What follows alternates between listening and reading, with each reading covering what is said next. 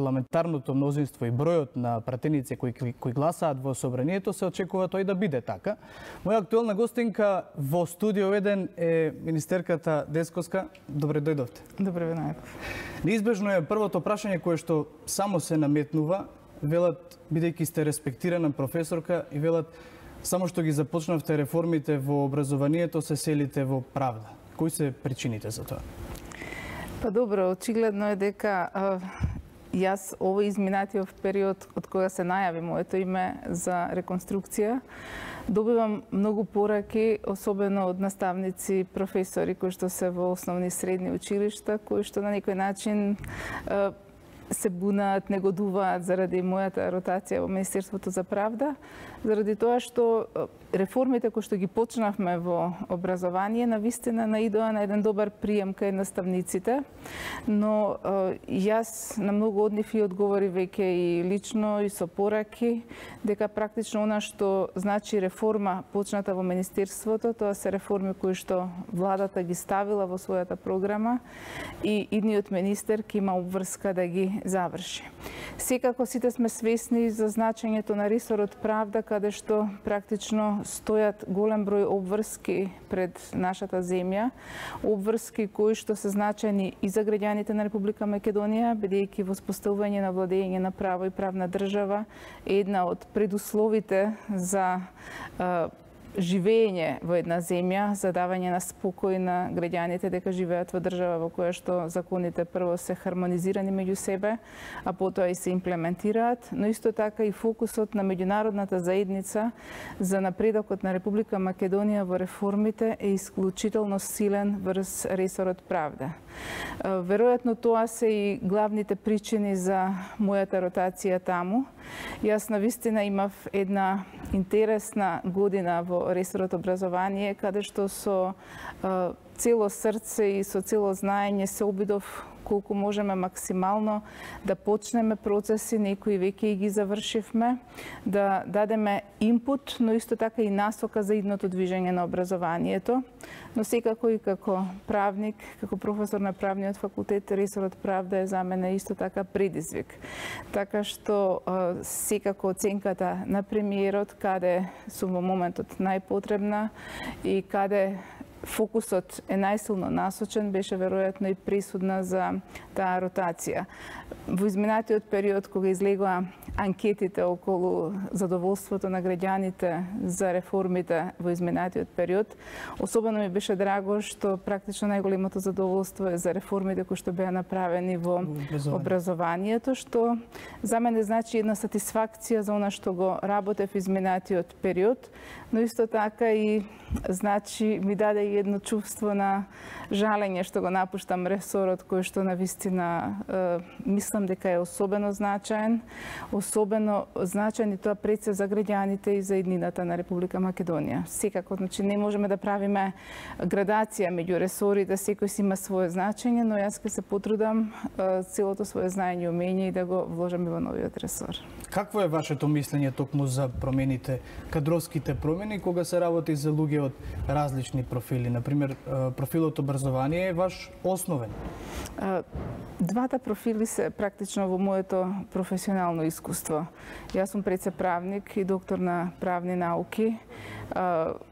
Значи, тоа е сферата во која што јас професионално сум се развивала, но исто така своето искуство досега, животно и професионално, го имам во рамките на високото образование. Особено ми беше битно и значајно што во изминатиот период успеавме да го донесеме законот за високо образование, кој што им го должевме пред се на студентите, кои што беа првите кои што се побунија против газењето на автономијата на универзитетот, кои што побараа квалитетно образование, кои што избараа простор за слободно изразување на мислата. Мислите на автентичното организирање студентски? Да, тоа беше студентскиот пленум, беше една светла точка во изминатиот период и ние сите сме свесни дека тие беа оние кои што ги почна промените во Република Македонија. Како влада знаевме дека таа обврска што имавме према студентите, тој долг за нивната борба треба да го одолжиме и затоа првичниот фокус на моето работење во рамките на образованието, на Министерството за образование, беше носењето на Законот за високо образование, кој што практично значеше враќање на автономијата на универзитетите.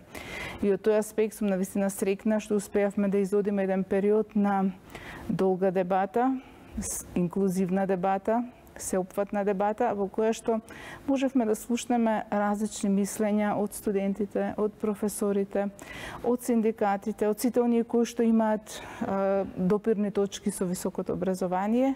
И мислам дека на крајот донесовме еден закон кој што јас навистина со полно срце можам да кажам дека е закон на универзитетите за универзитетите. Значи тој закон беше пишуван во содејство на професорите и студентите и беше практично и сега е донесен во корис на универзитетите и тоа мислам дека е нешто што ме прави навистина среќна што го оставам зад себе во Министерството за образование. На ваше место доаѓа досегашниот заменик Арбер Адеми.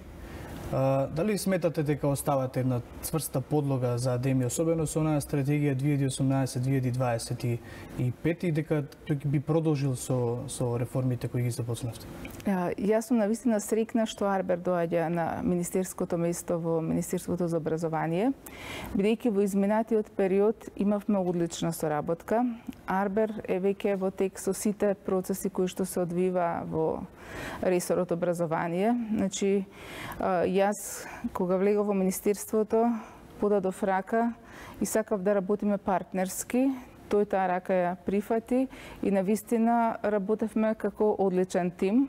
Жал ми е што се разделуваме сега понатаму, но сум среќна што тој ќе остане да го продолжи она на кој што заедно со мене работеше. Правците се веќе трасирани и за тие правци имаме согласност и јас и тој, така што тоа уште повеќе ме уверува дека ќе биде и тој посветен на остварување на тие цели во образованието.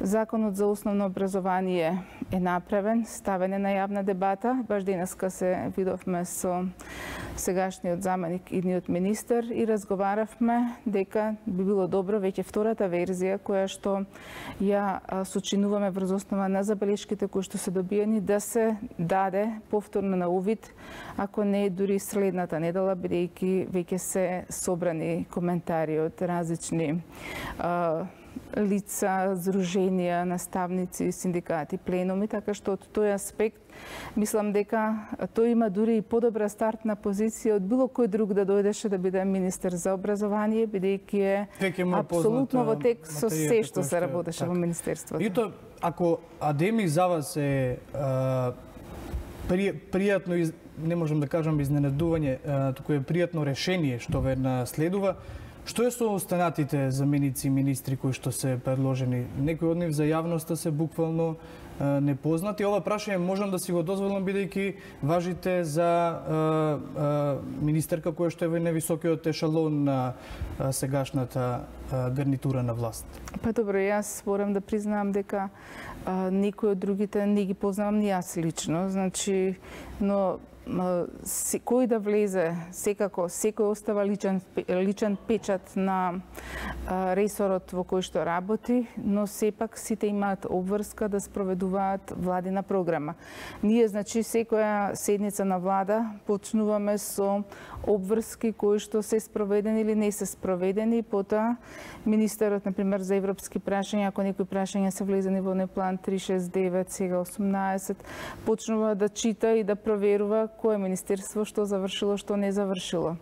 Како министри сме обврзани да даваме информации на влада за различни реформи кои што се спроведуваат и потоа на влада се дебатира за тие реформи кои што се, дали се добри, дали правецот е добар, дали динамиката е добра, така што од тој аспект мислам дека сите имаат веќе рамка во која што мора да се движат. И тука нема да имаат многу простор за отстапување. Дали по тој мерит систем се донесени имињата на овие, односно и на министрите кои што заминуваат? Еве, исто така имаше негодување за заминувањето на министерот за култура Роберт Логозовски. Значи, кога станува збор за политичките функции, во нашиот систем политички функции се министер и заменик министер.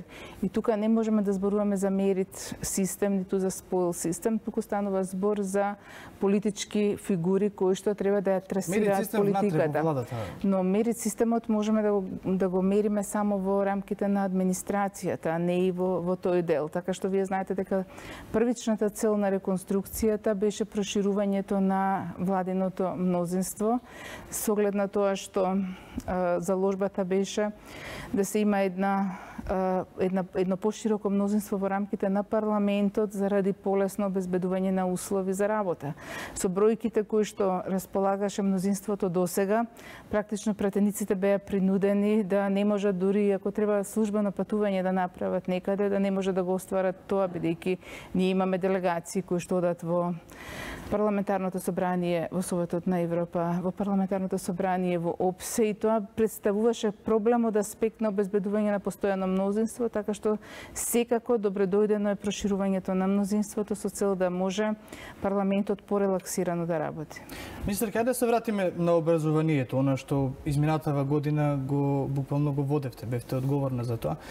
Дали е завршено со политизацијата на кадрите во училиштата, бидејќи еве опозицијата обвинува дека на наставниците кои што добиле работа изминатите 10 на 11 години, кои што биле на определено време, сега се заменуваат со, како што велат тие, партиски приврзаници на партијата од која што вие доаѓате. Не, проблемот е во основното и во средното образование, што практично законот се толкувал и се применувал на начин кој што одговарал на владеачките партии да користат механизми на моќ и принуда врз наставниците во основните и средните училишта. Значи, сите согласности кои што се давале за вработување биле согласности на определено време. И тоа ги става наставниците во една неповолна ситуација, а тоа значи дека тие во август месец, например, не се сигурни, не знаат дали ќе продолжат или не. И ние видовме дека практично контингентот на луѓе кои што ги полнеа автобусите за митинзите на поранешната власт беа практично најчесто наставниците, бидејќи тие беа зависни. И тоа екзистенционално зависни. Значи, не знаеа дали ќе продолжат на работа или не. И од тие причини направивме напор да ја смениме таа политика, да се обезбеди вработување на неопределено време. И тоа ќе биде и решение кој што ќе биде содржано и во новиот закон за основно и во законот за средно образование, бидејќи сметаме дека наставникот треба да биде сигурен на своето работно место. Ако вие не му обезбедите стабилен работен однос, во тој случај тој наставник има навистина проблем да биде посветен на учениците, бидејќи сепак сигурност и стабилноста на работното место прави да биде тој порелаксиран и да може навистина да си работи работата со која што ја добил со задоволство. Така кадровските решенија ги носи локалната самоуправа, меѓутоа локалната самоуправа треба да добие зелено светло од Министерството за образование. Министерството за образование и финансии даваат согласност за финансирање. Но не се спорни тие. Не се спорни согласностите за финансирање, бидејќи тоа се или места кои што постоеле и само тие ги обновувале цело време, или ако се јави потреба од нови паралелки, некаде имате прираст на ученици, потребно да се отворат нови паралелки. Или пак правиме тренд на вработување на дефектолози со цел да ги опремиме училиштата со соодветен кадар кој што ќе може да работи со децата со посебни потреби. Така што тие процеси ги поддржуваме и ги продолжуваме, но треба да се гарантираат правата од работен однос на наставниците. Дури има и колективни договори кои што се подпишувани, кои што според мене треба да бидат многу со подобри одредби во корист на работниците отколку што се подпишани.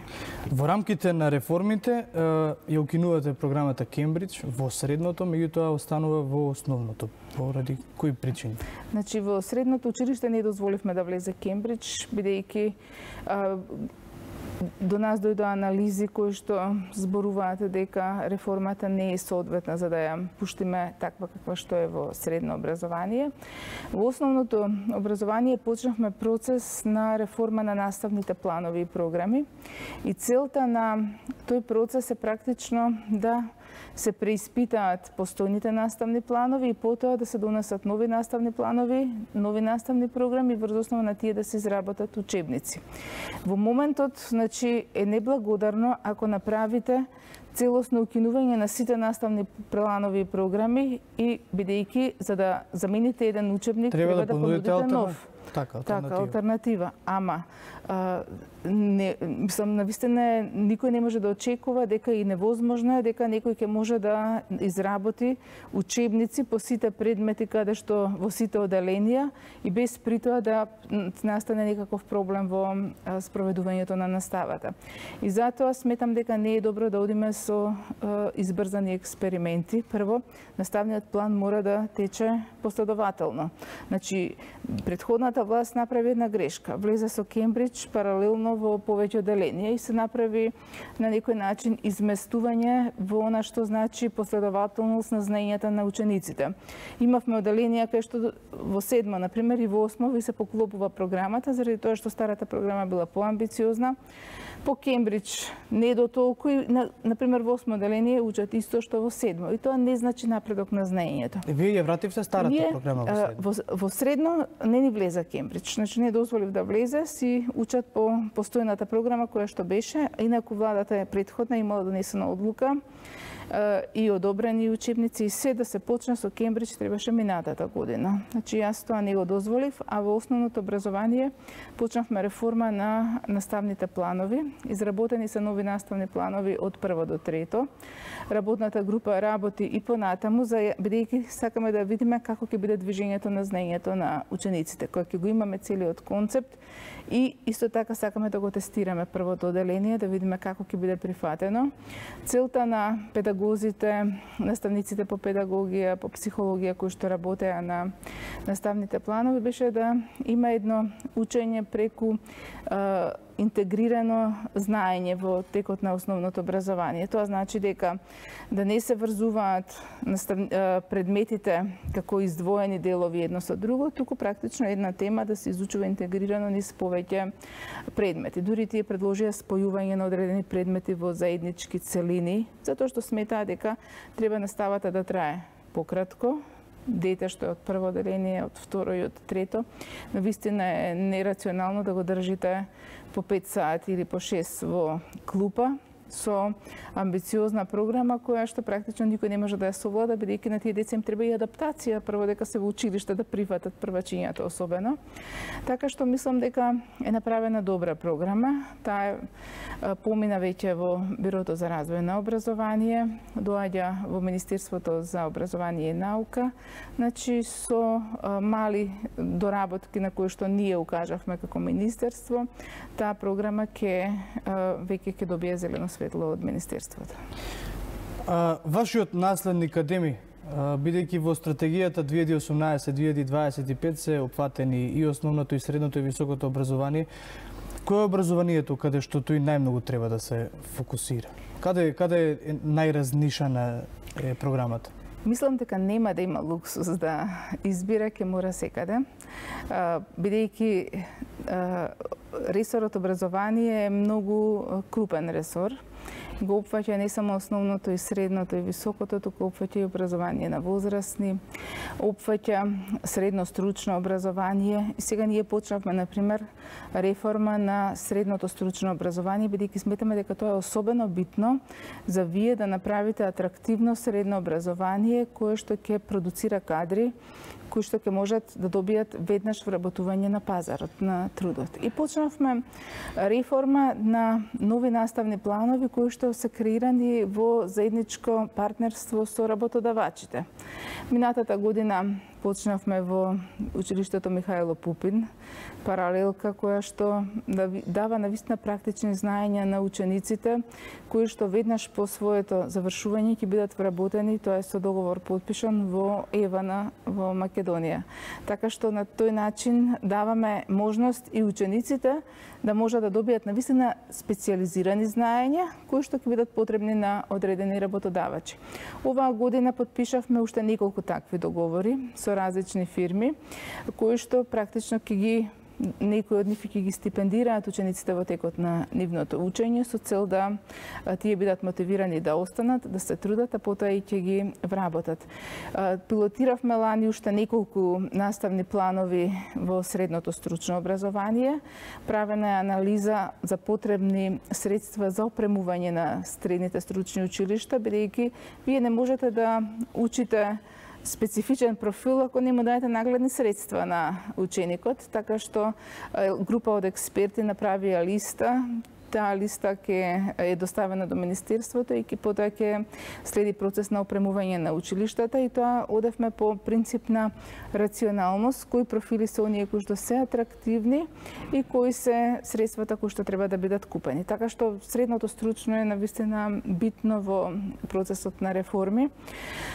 Основното и средното гимназиското се исто така неопходни. Во процесот на високо образование ќе следат процесите на формирање на новите органи кои што се воведени со Законот за високо, значи ќе треба да се формира Националниот совет за високо образование, технологија и наука. Понатаму ќе треба да се формира Агенција за квалитет, тоа е нова институција и тоа роковите се една година, што е навидум долг, но практично е многу краток. Тоа би била под надлежност на Министерството? Така ќе биде самостоен орган, но обврската за формирање практично е на Министерството за образование и наука, заедно секако со владата. Министерството е одговорно за... Ние ќе треба да обезбедиме, да го направиме стратешкиот план, акциониот план за кои треба да се превземат, потоа владата ќе треба да бара простор за вработување, да се испланираат простор каде што ќе работат, потоа да се испланираат средства за вработување на лица во таа агенција.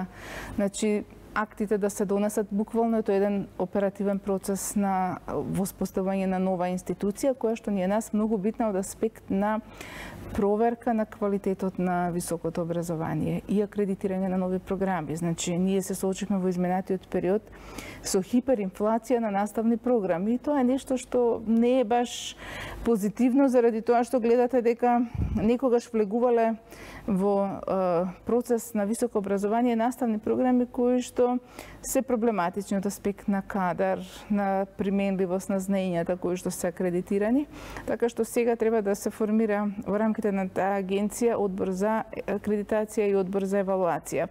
Целта ни беше досега ист одбор требаше да врши акредитација и евалуација и секогаш акредитацијата беше првенствена, евалуацијата никогаш не дојде на дневен ред.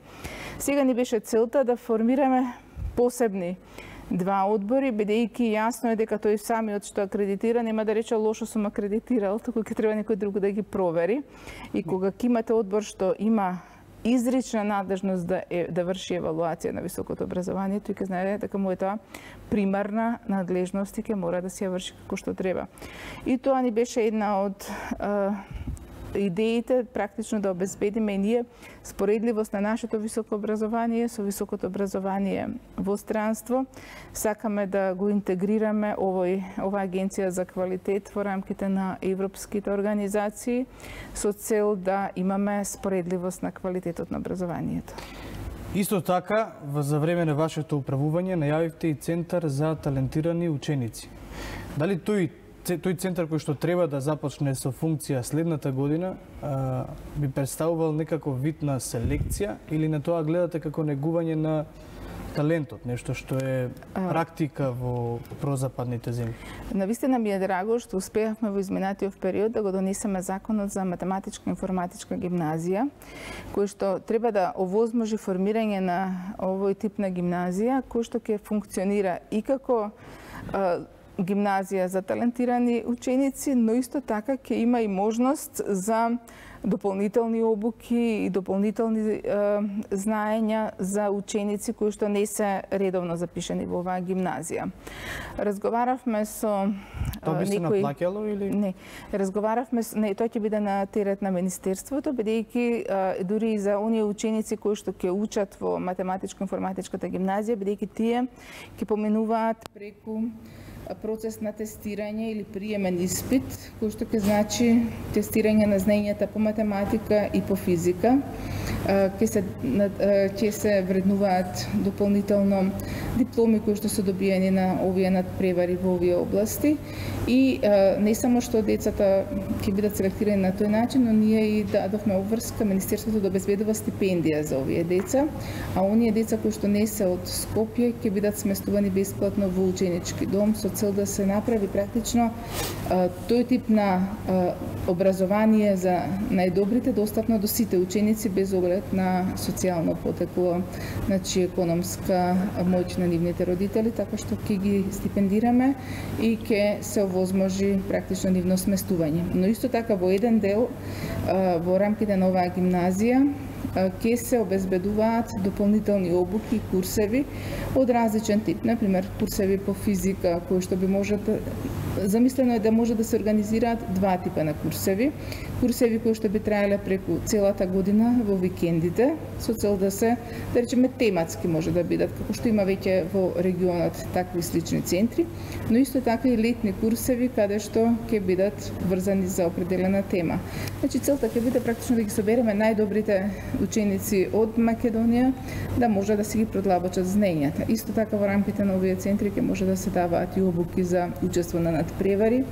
Сакавме да дадеме можност учениците да стекнуваат дополнителни знаења и потоа да ја представуваат Македонија и на светските надпревари по математика, физика и информатика. Меѓутоа, министерке, зошто не успеавте, иако една година релативно може да биде кратко, може да биде долго време. Зошто не успеавте да ја намалите разликата помеѓу училиштата кои што се во порурални средини и училиштата кои што се во градските подрачја во поглед на инфраструктурната и условите за работа внатре, бидејќи се уште и во околијата на Скопје има училишта кои што имаат по само 5 до 20 ученици, меѓутоа работат во училишта, кои учат во училишта кои што се греат на ќумбиња, кои што немаат покриви, немаат едноставно основни услови за работа. Значи, економската, односно инфраструктурните услови се различни из цела Македонија, дури и во градски средини имате различни услови. Факт е дека ние имаме буџет кој што ни е определен од Министерството за финансии, но исто така и листа на приоритети. Никој не можеше да, ако сака и дури со најдобра волја, да направи изедначување во сите училишта. Посебен проблем во руралните средини е и со кој што јас се соочив, имавме ние училишта и се уште имаме кои што се во многу лоша ситуација, кои што не можете да ги реновирате, бидејќи таа градба не трпи реновирање, треба да направите ново училиште таму. Но исто така не се донесени сите плански документи кои што ни се потребни за да можеме да почнеме да градиме. Значи недозволено е по закон да почнете да правите вие нелегално диво градби од училишта. Така што се соочивме со сериозен проблем. Таму каде што можевме да интервенираме со набавка на нови клупи, столчиња, сега имаме во тек интерактивни табли. Значи интервенираме на тој начин, бидејќи тука не сме ограничени со тој дел на техничка документација, но исто така сме ограничени со буџетски средства. Колку имаме пари, толку можеме и да работиме. Значи тоа е долг процес. Секогаш треба да се направи листа на приоритети која што постои во Министерството и таа листа не ја правам јас, тоа е листа која што практично во Министерството се правела низ годините и само проверувате дали нешто се случило во меѓувреме подраматично да треба да смените, ако негде имало пожар, имало не знам некој друг тип на незгода која што ќе даде приоритет на други. Но јас ве уверувам дека и во догледно време не може никој да ги изедначи сите услови, особено што ние се соочивме не само со тој тип на разлики, туку се соочивме и со големи долгови на училиштата. За долговите ќе продолжиме, само правиме мала кратка пауза и се враќаме во студиото.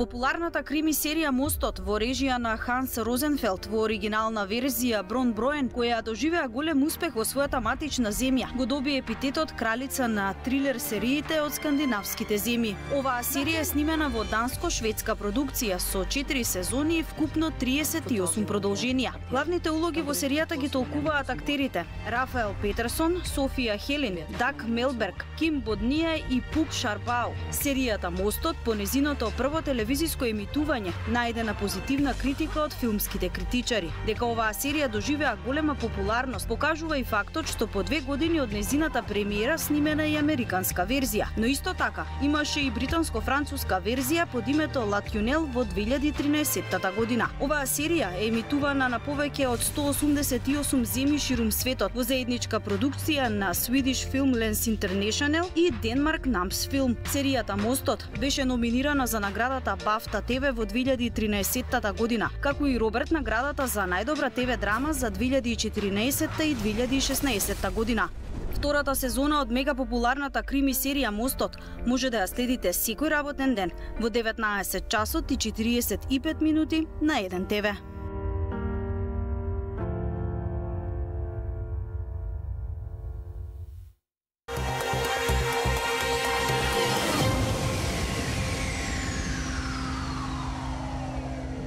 Се враќаме назад во студио 1. Моја гостинка е актуелната министерка за образование Рената Десковска.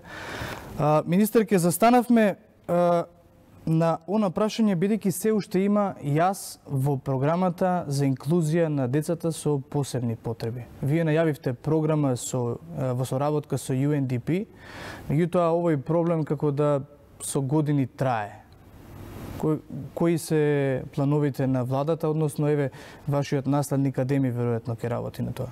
Значи, ние ставивме и во стратегијата за образование една од клучните точки ние инклузијата на децата со посебни потреби. Во рамките на Министерството, кога правевме реорганизација, исто така и именувавме посебни лица кои што ќе водат сметка за тоа. Во кабинетот на премиерот има исто така тим кој што е задолжен за ова прашање и тоа го правиме од навистина што имаме желба да се поправат работите, да се овозможи пристап на овие деца до образованието, но и до другите услуги кои што ги нуди државата. Во Законот за основно образование, кој што е ставен на дебата, предвидувавме и посебни ресурсни центри, значи посебните училишта да преминат во ресурсни центри со цел да се овозможи што е можно поголема едукација на наставниците за работа со децата со посебни потреби, но исто така и создавање на услови за континуирани обуки, за континуирана помош. Во законот ги ставивме и личните асистенти како обврска на Министерството, односно обврска на буџетот на Република Македонија да обезбеди поддршка за лични образовни асистенти за децата за кои што тоа е потребно. Свесни сме дека се потребни некогаш и физички услови во училиштата, исто така и тоа го ставаме во програма, што значи градење на пристапни рампи со цел да може полесно да биде пристапот на учениците. Имаме извештај во содейство со Народниот правобранител каде се најакутните точки. Факт е дека во многу училишта треба и посериозни инфраструктурни зафаќања со цел да обезбедите навистина услови за да се даде помошта и третманот на овие деца. Програмите кои што се има законска основа, но исто така и во рамките на новиот закон правиме одредени измени околу формирањето, односно правењето на индивидуалните планови за образование на децата, учениците со посебни потреби. Така што тоа е тема која што навистина не окупираше во изминатиот период и мислам дека и тема на која што ќе продолжи и идниот министер да работи, бидејќи навистина заложбата не е само лично наша, туку е заложбата на ниво на влада да се обезбедат вистина пристојни услови за инклузија на не само децата, него и лицата со посебни потреби во општествениот живот.